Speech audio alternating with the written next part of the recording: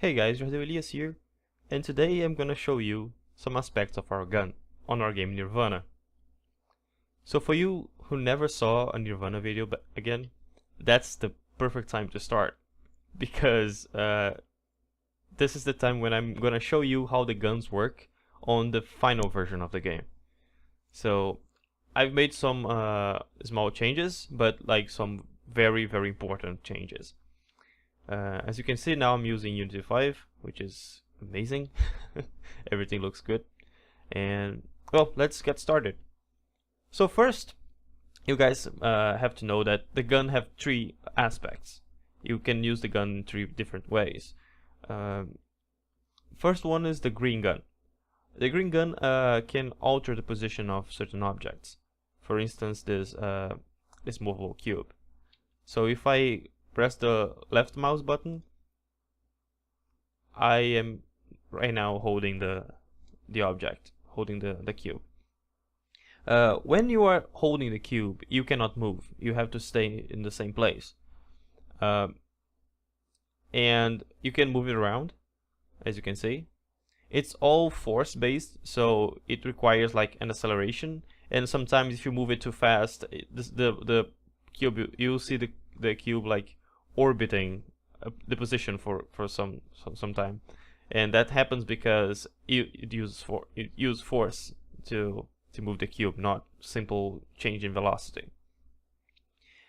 And now one of the new features that I added in the last patch was now you are capable of moving the cube close to you and far away from you using the mouse wheel. That's something that like some testers requested it. So I had to rework like one or two puzzles because of that. But yeah, it gives the player more freedom, and it didn't change much of the game in the end. So I implemented it. So now you can move the cube close to you, far away from you, and sideways. And of course, when you press the left mouse button again, you release the cube. The cube goes back to obeying the laws of physics. And now he falls. And another thing is, back in the day, you could like push the cube with your body. It was possible, which made the green gun kind of obsolete in some puzzles. So now you can. Now I finally fixed all the problems with rigid bodies in the game. So you cannot move the cube without a gun. And that's pretty much it about the green gun. So the yellow gun, which I always said it was my favorite, because it is, I guess it will always be, it's the gun that controls gravity. Basically, when you press the left mouse button, you create a sphere. You shoot a sphere. And the sphere travels for some time until it gets destroyed automatically. I don't think it's gonna get destroyed, but it's like 10 seconds. Okay, there it goes.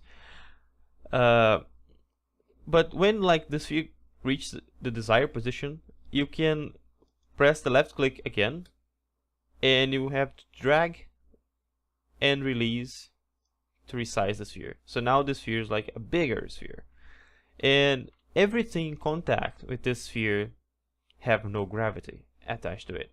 It suffers none of the effects of gravity. So if I like create a sphere around this cube,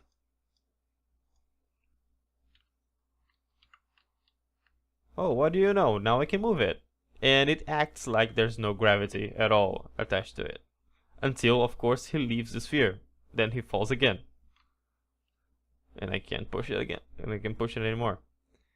Obviously, this sphere also works for players. Like, if you see my jump, it's not that high, but if I create a sphere and I jump inside of it, I can jump much higher. The sphere can have like a minimum diameter of 1.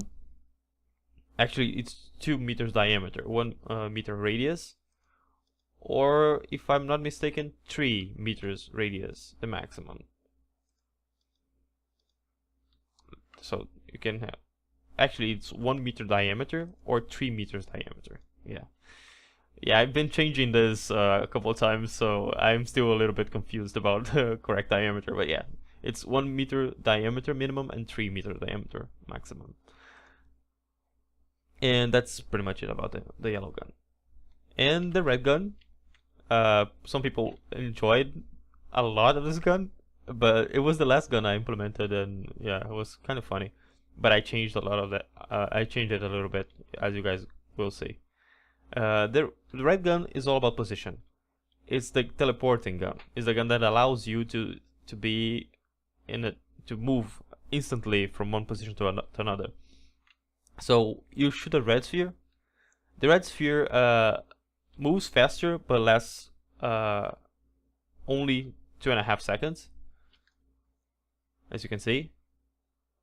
And if, again, just like the yellow gun, if you shoot a red sphere and the sphere reaches the desired position, you press left click again, and what happens is it creates a totem.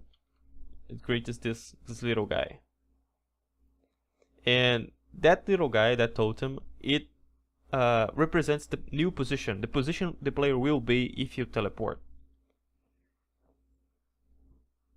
So if you teleport if you press left click again, you will be teleported to the position of the totem. So left click to through the sphere, left click again to create a totem. The totem's now right above the the pit, and I don't want to teleport to that, so I press the right click button. The right click can cancel the teleportation at any time.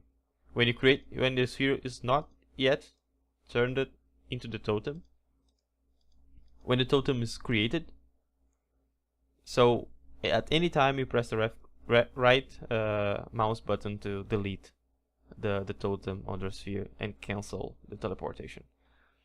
So that's pretty much it, guys, for the 3 guns. One problem with the gun is that you can never use 2 functionalities at the same time, which means that if you are like grabbing a cube, for example, and you change to the yellow sphere,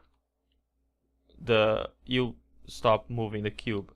At the same time, if you have a yellow sphere in place, and change to the green aspect, the sphere gets destroyed. So that's one of the constraints of this gun.